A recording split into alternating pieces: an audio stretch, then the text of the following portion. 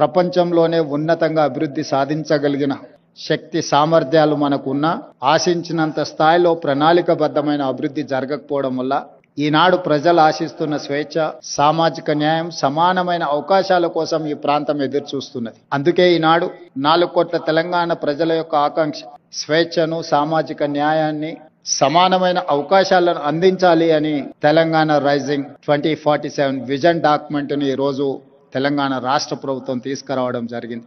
మన vision document వల్ల మన భవిష్యత్ అభివృద్ధి కార్యక్రమాల వల్ల $3 ట్రిలియన్ ఎకానమీ 10% ఆఫ్ జీడిపిగా అవతరించాలని ఒక లక్ష్యంగా పెట్టుకొని మనం ముందుకు వెళ్తున్నాం. అందుకే ఈనాడు ఈ ఆలోచనను 4 గోడల మధ్యలో నలుగురం కూర్చొని మాట్లాడుకొని చర్చించుకొని తయారు చేసిన ఒక కాగితం కాదు. ఇది 4 కోట్ల ప్రజల మధ్యలో చర్చించి ఈ ప్రాంతంతో సంబంధం ఉన్న ప్రపంచంలో రాణించిన వాళ్ళను అందరినీ ఇందులో భాగస్వాములను చేసి ఇందులో మేధావులను లేకపోతే కొద్దిమంది పరిమితమైన ఆర్థిక నిపుణులనే కాకుండా సామాన్యమైన ప్రజల్ని, రైతులని, మహిళల్ని, విద్యార్థులను కూడా భాగస్వాములను చేసి ఈ రోజు ప్రజలకు ఈ పాలసీ డాక్యుమెంట్ అంకితం చేయదలుచుకున్నాం.